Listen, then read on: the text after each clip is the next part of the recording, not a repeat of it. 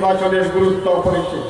বামফ্রন্ট স্বাধীনতা। आज जो ये चुनाव जो हो रहे हैं ये कोई मामूली चुनाव नहीं है। हर 5 साल के जो चुनाव होते हैं वो तुलना होता है कि सरकार ने क्या वादे किया, क्या पूरा किया, किस तरीके से जनता के ऊपर दमन किया, किस बातों पर उन्होंने द्रोह किया। लेकिन इस बार जो चुनाव के सामने जो मुद्दा है वो है मुद्दा, प्रमुख मुद्दा ये है कि क्या हमारा संविधान के आधार पर एक धर्मनिरपेक्ष जनतंत्र का गणराज, सेकुलर डेमोक्रेटिक रिपब्लिक, 4 स्तंभों के ऊपर जो हमारी संविधान आज खड़ी है, उन हर स्तंभ के ऊपर बहुत बहुत गहरा हमला आज होते जा रहा है। पहला हमला है कि संविधान में जो हम एक बराबरी का अधिकार देते हैं सबको, आर्थिक, राजनीतिक और सामाजिक बराबरी, equality, social, political and economic. अब उसी के आधार पर अगर आप चलेंगे तो आम मेहनत कश जनता के ऊपर करोड़ों करोड़ों की तादाद के ऊपर इन 5 सालों में आर्थिक हमले बहुत ज़्यादा बढ़ चुके हैं। आज सबसे ज़्यादा हमारे देश के अंदर बेरोजगारी, आज सबसे ज़्यादा हमारे किसान आत्महत्या कर रहे हैं क्योंकि कर्जे में डूब गए। आपने वादा किया था कर्ज माफी करेंगे किसानों का, नहीं, लेकिन कर्ज माफ किया किसका? 3.5 लाख करोड़ रुपए, 3.5 लाख करोड़ रुपए के कर्ज जो लिए हैं बड़े बड़े पूंजीपति, हमारे मोदी साहब के दोस्त, जो बैंकों से लिए हैं, जो वापस नहीं दे रहे हैं, वो कर्ज माफ किया। लूट बची हुई है देश पे। किसान, अन्नदाता हमारा आत्महत्या कर रहा है, उसको कहा कि उसका उत्पादन के मूल्य के 1.5 गुना ज्यादा उसको जो है दाम देंगे, उसका खेती जो होगी, वो वादा नहीं किया पूरा, कर्ज माफी नहीं हुई। 2-2 करोड़ बेरोजगार, अगर रोजगार हम ले आएंगे हर साल, यानी अब तक 10 करोड़ रोजगार ला देता, उल्टा आज बेरोजगारी बढ़ते जा रहा है। 50 साल में सबसे ज्यादा बेरोजगारी है आज। और नोटबंदी करके जो छोटे छोटे धंधों पर जिंदा रहते थे परिवार, उन सब का जिंदगी एकदम ध्वस्त हो गया। मछुआरे से लेकर जो दुकान छोटे छोटे चलाते थे, वो सब आज कई सारे लोग, करोड़ों लोग बेकार हो गए। और जीएसटी जिस तरीके से लागू किया, छोटे छोटे कारखाने जो अपना मीडियम और स्मॉल स्केल इंडस्ट्री जो बोलते हैं, वो सब आज बंद पड़े हैं। यानी करोड़ों लोगों के ऊपर ये आर्थिक जुल्म जो हो रहा है, इसका उल्टा जो धनी लोग हैं, 1% लोग हैं हमारे देश के अंदर जिनके हाथ में आज 2018 जितना अधिक मूल्य बना है हमारे देश में 2018 के साल में 73%, 73%, 1% लोगों के हाथ में पहुंचा, यानी 99% के लिए अपनी जिंदगी बर्बाद हो रही है। और यहाँ तक इस तरीके की आर्थिक असमानता जो बढ़ते जा रही है, तो आम आदमी जो है उसके लिए अच्छे दिन की बात छोड़िए, आज कह रहा है कि मेरे पुराने दिन लौटा दो, मेरे पुराने दिन बेहतर थे मोदी साहब, आपके अच्छे दिन से बेहतर थे। ये आर्थिक हालत है लोगों की।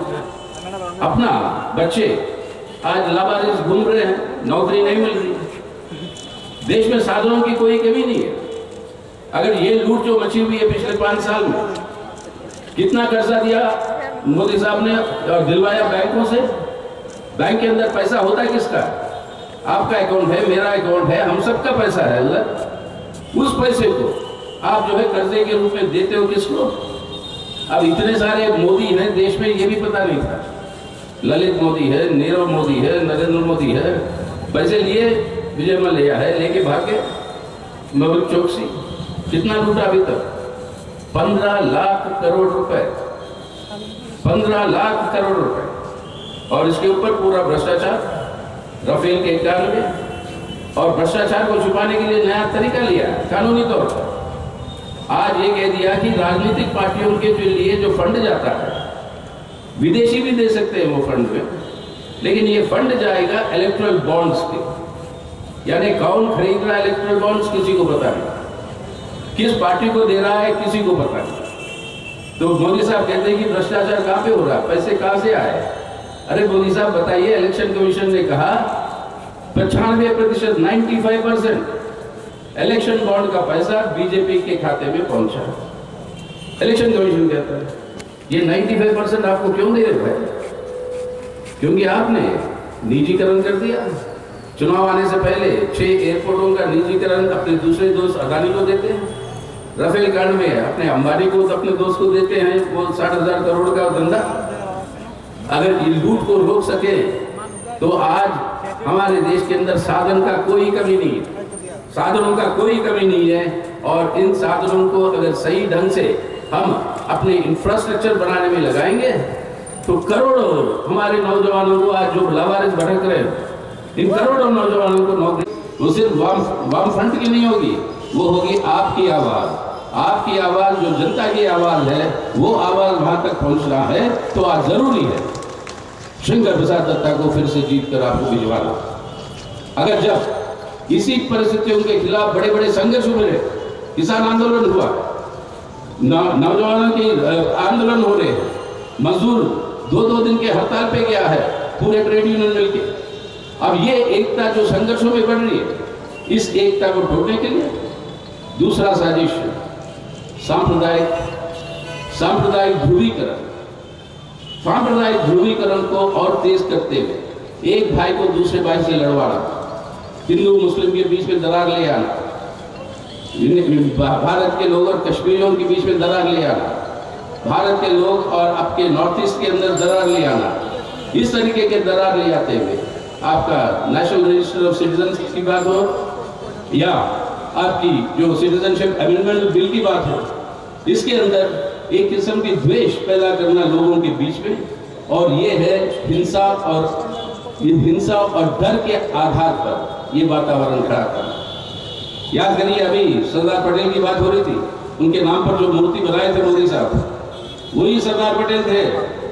जब महात्मा गांधी की हत्या के बाद जब आरएसएस के ऊपर प्रतिबंध लगाया, सरदार पटेल ने क्या लिखा उस कम्युनिके में जो उनके हाथ से लिखा हुआ आरएसएस को बैन करते हुए, क्या कहा? ये जो हिंसा और नफरत की वातावरण जो आरएसएस खड़ा करती है, उसके चलते हुए कई बेकसूर जानें गई है, और सबसे कीमती जान आज जो गया है वो है महात्मा गांधी का। ये सरदार पटेल कहते हैं जो आज उनको नेता मानकर घूम रहे हैं। और वो हिंसा और डर की राजनीति